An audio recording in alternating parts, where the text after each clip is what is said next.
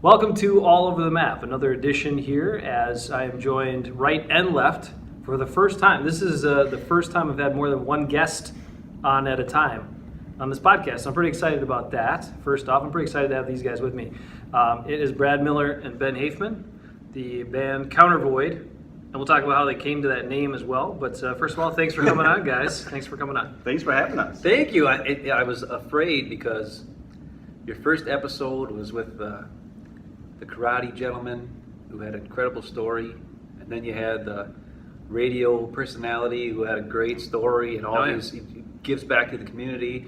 And then your next one was with the financial advisor and who had a great story. And then now it's a couple of schlubs. Now it's us. So we're a little worried. We don't donate to the world other than with music. So hopefully it gives us something for people. But yeah.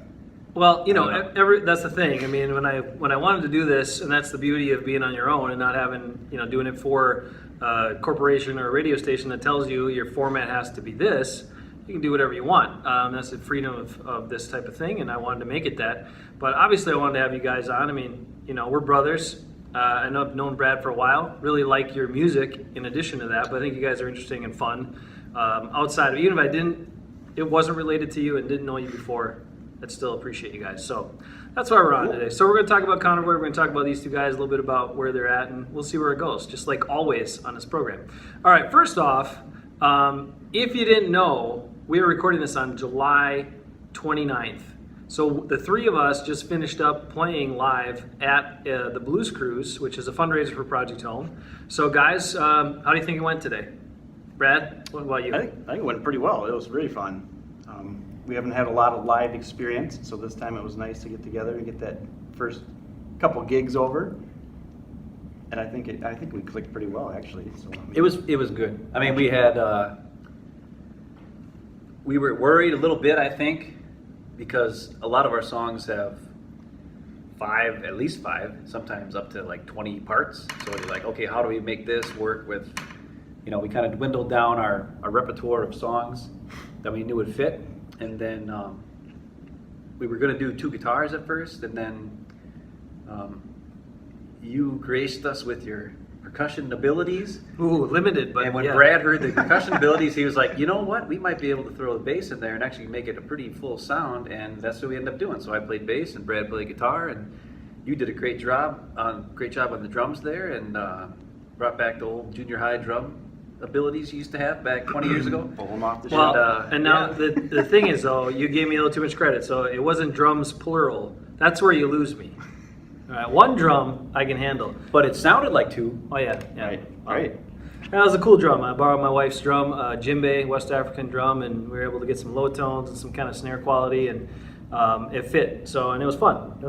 So we just played that and played a number of your songs. And we've got a whole bunch of stuff going on in Madison this weekend with these two guys. So that's we'll talk about that in addition. But let's step back, since this is kind of your first introduction on my podcast, and talk about how you guys kind of got together with this band in the first place. Like, where did you guys first meet? Well, mutual friend, right? Yeah. A guy that we both went to college with, lived with, I believe, at separate times. Yeah, you always have roommates. I was in college for 8.5 years. I'm not sure if we can say his name, So but I I had have to pay him. Yeah, we can't pay him. We can't do it at this time. But he was, I will say his name, Jason Eck, because he's a good guy. Anybody who knows him is like, he's immediately one of your best friends, because he's very open. He's always in a good mood. Nothing really phases him, and because of that, everybody gets along with him. And to be honest, I'm not like that at all. So the fact that I could have a friend like that made my life, easier at times too. And that was part of the problem or for me anyways, that I wasn't very sociable at times. And X would pull me out and make me do things when I didn't want to. Right. But then I never regretted it. And one of the things was, hey, I know this guy who shreds like Eddie Van Halen. You should get together with this guy. And I was like, yeah, okay, whatever. And then we met, and it was like, yeah, this is cool. And it kind of ended up happening where we both liked the exact same music, but we also had a well-ranged, ideas what we like besides just rock music. We all both like classical. We both like a little bit of pop, a little bit of jazz, all that kind of stuff mixed together. And because of that, we just hit it off right away, and it was perfect. Yeah, our backgrounds. I mean, just all the different types of music we come from. I mean, it's everything from obviously a cappella, Yeah. classical music. Ben you started on piano, right? When I was a little kid, yeah. Same here, and had some Well, organ. Organ. That's right. Yeah. No, Brad, is it true you were in an a cappella group in high school? I did actually. And We did a few national anthems here and there. Nobody left, so that was good. Hey. But it was a school thing. I should have in college. I kind of kick myself now because, like you said, Eckes was in it. Yeah. Were you as well? You statesman? Yep. Okay. Yep. My brother-in-law was. I mean, Yeah. I keep looking back now. It's like, why didn't I do that? Like everybody, but that brought us together somehow, the long way around, and that's how we kind of got together and started to put some songs together. So. Yeah, it's funny, just talking about a cappella for a bit, how much it's really taken off with like the Pitch Perfect movies and all that sort of stuff. It really just became cool. I mean, I don't know if it was cool when we were doing it, but it was became the cool. start. Yeah. I think it did take over those mid-90s and 80s and things, and you saw, we had, there were starting to be conventions for a cappella stuff. And there's some guys, like one guy I went to college with who, he arranges all the time, like now, and he's like a big-time arranger for all these a cappella groups, and that's really exciting to see that, some guy we knew at one point is doing that yet, and that's, it was, the thing, I just like singing. I wasn't necessarily like really super into a cappella, but, I was one of the better singers in college, and I wanted to keep going, and I didn't have a band. I didn't know anybody to be in a band. So the a cappella group was like my band. And as you know, you were in the a cappella group with me, and sometimes I just like rehearsing. It was a way for me to keep doing music, but it wasn't like my big love or anything like that. They even had, shows dedicated to that, 5-8 years ago? Yeah. Competitions. Right. Definitely hit mainstream at some point, but you guys there's probably at least 10 years, maybe 15 earlier than that you guys were doing it, right? So we'll just take credit and say we made it cool. Wow. Yeah. Yeah. I don't know if it was cool. The royalty check the residuals should be coming in any minute now. So I know. So you guys both met. It was in Eau Claire. It was kind of when during the college years. When did you first actually get together to musically create something that was your own? It was then. It was. It was right after. It was like the year before I got married, because it was right after I performed at my now wife's last dance recital. When she was a senior, she had to do a senior recital, and I performed 3 songs there that I had written, and I played them for Brad, and he was like, "Those are cool, man. Let's record them, or let's try to do something with them and make them more than just a guy playing acoustic guitar and singing." So we started with those 3 songs, and we recorded them that year. And Brad added a bunch of cool guitar stuff, and we had a bass, and we had a very rudimentary drum system back then. Right. But then I got married, moved to Rochester, and we didn't talk as much. Back then there wasn't Facebook and all this stuff. This was 2000. Neither one of us owned cell phones. Yeah, not back then. We're old. Anyways, so because of that, we didn't, really get together. But that was when it started. Yep. And then. So we had two later, demos, or 2 demo songs pretty much done. Yeah. I think we started a third, Slick, I believe. Yeah. We had Can't Deny is the actual Can't title, Deny, but, that's right. Yeah, it's probably out on Napster. No, there's only like 2 people that have the version of Can't Deny. That was the one-time recording. Yeah. And unfortunately, Jason Eckes is one of them. And So maybe more people have it than we know. Yeah, one of these days I know it's going to show up someplace, and it's going to be like, oh God, please no, because it's not that it's bad. It's just I think Right. my words of choice aren't the best at the end there, but He was riffing. Might have got a parental advisory on that one. Is that what we're talking about? Okay. Yeah, I would give it parental advisory. Probably a good idea. All right. Before we advance any further, I want to take you each back separately, because you mentioned briefly about your, kind of the things you started playing, things like that. So, Brad, for you, you grew up in a musical family. Mm-hmm. Tell us a little bit about how you kind of evolved from the start and what you kind of grew towards, and what gravitated you so much to guitar. So take us through that. Definitely, I started piano. So Mom was a piano teacher. So if you want to be banned from the family, you better play piano, which is fine, because I'm obviously glad that she made me do it. I wish it would have been longer. My left hand's awful, but my family knows that. It's never. But although it works on guitar, so that's fine. But I was gonna say, like, Yeah. your left hand's insane So, on guitar, so that's where it all went, I guess. But so I was probably maybe 8 or 9. I started violin, so I did that for a few years. I think that really helped. You know, and then obviously I hit the teen years and got into the rock music, and older siblings and their friends. You know, all those guys grew up 85, 86, 87. So I found tapes they're laying around that nobody else cared about anymore. But it's like, man, these guys can play it. It's crazy. So I got into that, and then obviously like the first Van Halen album, when I heard Eruptions, like, what in the world? You know, how do you do that? And then you use your right hand, then I was excited because I knew it. The right hand was good. But I had to get the left hand in sync with that hand. So that was the whole rock thing. You know, it's like, okay, this is awesome. This would be cool to do. But then even past that, I just got into different, you know, neoclassical stuff. For a while there, I was really in the flamenco guitar stuff, and I played a few weddings with the nylon string, and I just somehow try to combine them now. But we kind of mentioned earlier, just have a whole lot of love for music and different styles. So. And Ben, what about your history? Like how you, I mean, obviously, I know from growing up with you that we always were singing in our household, and you know, music was always on. So, but you really took it to a whole nother level. But what was your progression? Well, I don't know if you remember, I mean, there were times when we would just play tapes, and it'd be like you and me and one of our friends who lived across the street, Chris Cruz, and we would sit there and pretend like we were playing guitars and drums and stuff and singing along the CDs in the house. It was weird, or not CDs, tapes. It was old, a long time ago. We were just doing stuff like that, like playing along. I mean, hold on, not 8 tracks. I was just No, gonna say not 8 tracks. tracks. But like, in cassettes, you know, yeah. and I was playing drums at the time because I wanted to be a drummer. That was what I wanted to do.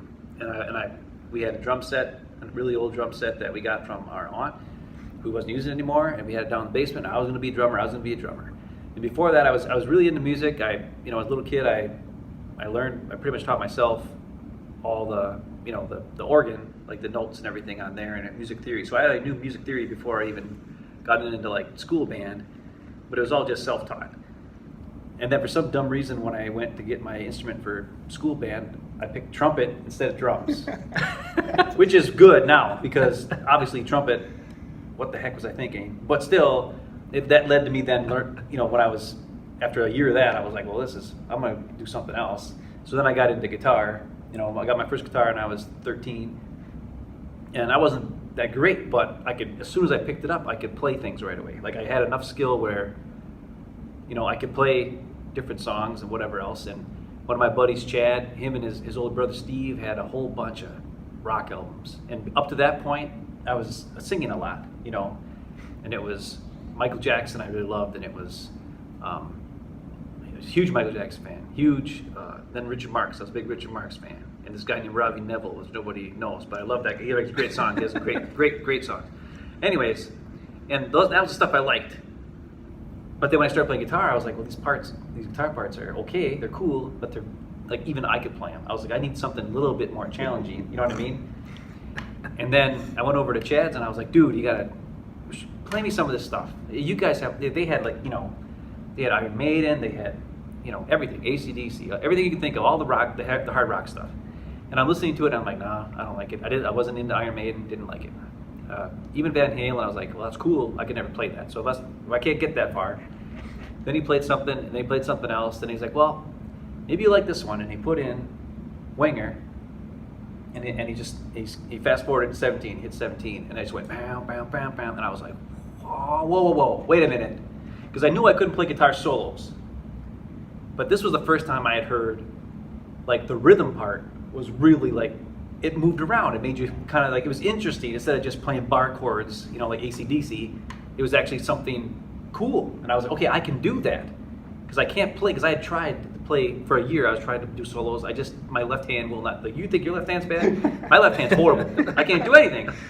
But this rhythm part, I was like, okay, this is the rhythm part, and it's that cool? Like, it's like, it sounds like a song. You don't even have to hear anybody singing. Right. You can just have the music of 17 with no vocals, and it's super cool.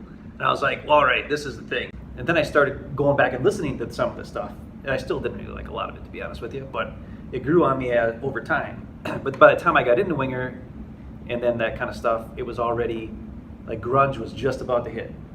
And their parts were so much easier that I could play them and sing them at the same time, which is why Alice in Chains and Soundgarden and Stone Temple Pilots, bands like that became bands I liked a lot more because I could play the rhythm part and sing. And by that time, that was probably, I was 16 or so, 17, and my voice was pretty much done because I had puberty super early. So by that time, my voice was ready to go, and I was singing really good. Like I was a pretty good singer at that point. So I could sing all those parts, and not only that, but a lot of those bands like Iron Maiden and stuff like that, the parts, the singing, the vocals were so high. Like Judas Priest, no way, I couldn't do it. You know what I mean? So it was just too high. So I found a niche with that grunge songs because those guys have great voices. Lane Staley and Chris Cornell and all those guys had really good melodies, and the guitar parts I could play and sing. And I was the only guitar player in town because it was a 3,000 person town, so there's like nobody around but me playing guitar. So I grabbed my best buddy Chad and I was like, hey, want to play some bass? And he learned how to play bass, and he studied Dream Theater and all this crap, and he was really good. And then his cousin Jesse was like the only guy in town who bought drum sets all the time. And he was an insane drummer. He was a great drummer. And that was our band. And then that kind of how I got into rock music, because before that I was a big pop guy, So that's how that happened. And it was fun. And but then when I went to college, I kind of there's a bunch of people in college don't even know I like hard rock. You know what I mean? Because I was in Statesman and concert choir and the a cappella group. And they don't even know I could play guitar. I remember one time when we did Queen for something. What was that? It was Cabaret. We did Queen. Oh. I showed up and You know why I remember? Why? Because you had a solo. Because no, I did not have a solo, but one of the rehearsals, because you didn't finish your arranging in time, so you stayed up all night, did an all-nighter while we were supposed to be rehearsing. And so I slept in and didn't come to rehearsal, and no one was there to sing the solo, and I had to fill in and sing the damn Queen solo, which is really high, by the way. Yeah. And I had to blast that solo for you during that rehearsal. Good thing I didn't do it in front of other people, but. Yeah, that was because the guy who arranged it he bought the sheet music and arranged it from the sheet music, but the sheet music wasn't correct. Yeah. And we couldn't. As usual. And it was the week of the performance, so we had to change the vocal lines to match what he had arranged for the instruments. So, and Countryman and I were up all night doing it, and it was rough. And then I got there that day, and the guys were all screwing around. They weren't paying attention. Remember? Well, yeah. And there's a lot of that. And then I just lost. I just started screaming at them and yelling. I was just like, "You guys, we're busting our butts and doing this and that." And then Mo was there, and Mo was like, "Oh, whatever." And I was like, "Screw you, Mo," and all this or something like that. And after that, Mo was like, "Geez, I didn't know you were that mad." I was like, "Yeah, I was mad, dude. I didn't get any sleep." Anyways, we're going on a tangent. And there's a lot of insider information in there. A lot of names dropped that you probably aren't aware. But if they ever check this out, they'll know what we're talking about. Well, they better check it out. All right. Okay, so we'll get more into a little bit more of that stuff later. But I wanted to go back. So Ben talked about his band in high school. I'm sure you had a band in high school, right? Yeah, we had. Let's see, I had a couple, I guess. I played with some guys, and were you playing in multiple bands at the same time, or just one and then went to a new one, or what? I guess it was with two separate sets of friends. I guess it started off. We would do kind of like fundraisers for the high school we were at. So we'd pick a different tune every year, and it was the show was called Remember When, so it had to be something. It was obviously like a blast from the past type of thing. So we did Roy Orbison.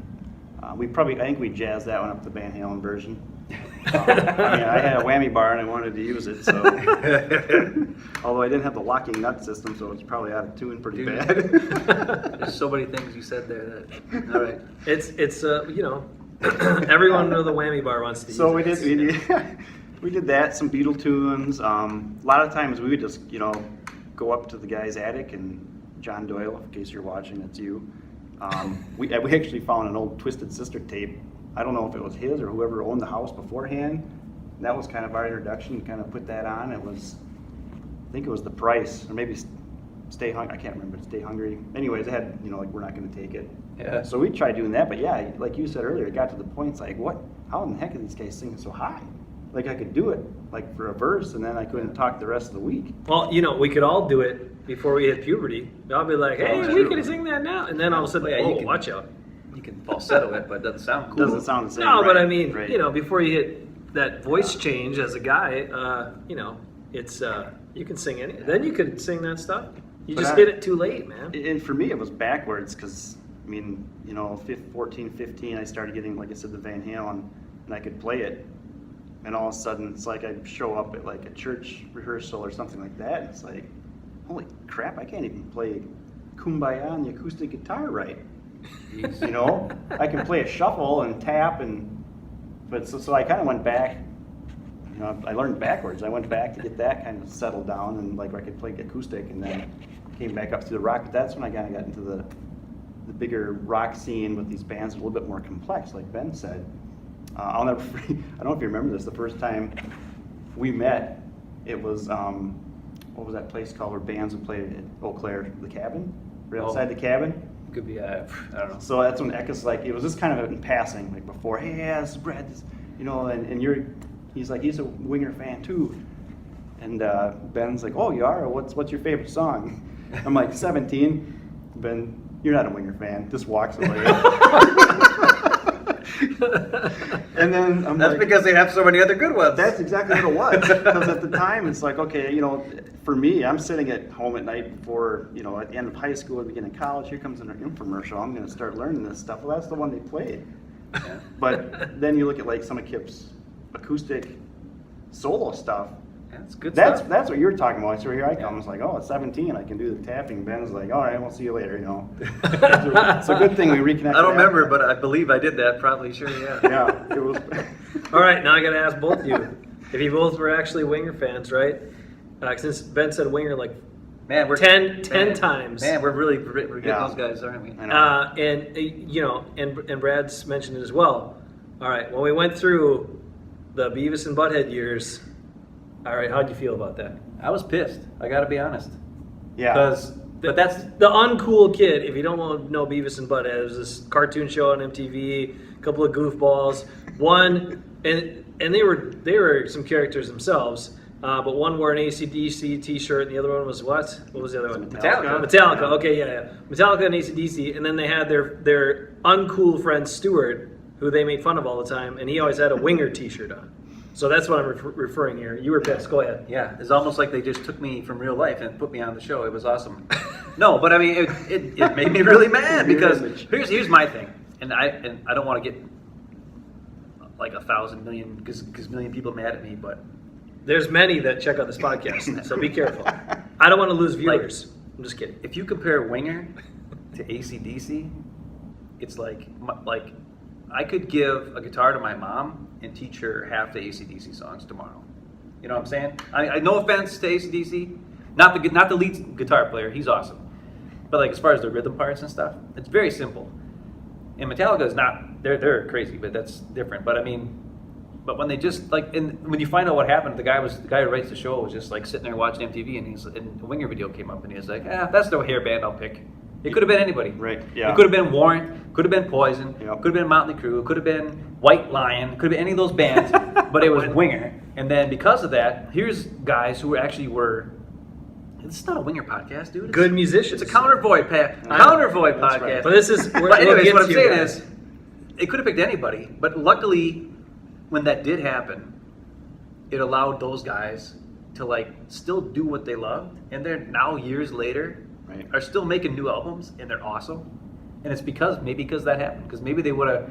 Because all these other bands you watch, they stayed together. They got big fights. They didn't work out. You know what I mean? Like they got so big and so popular.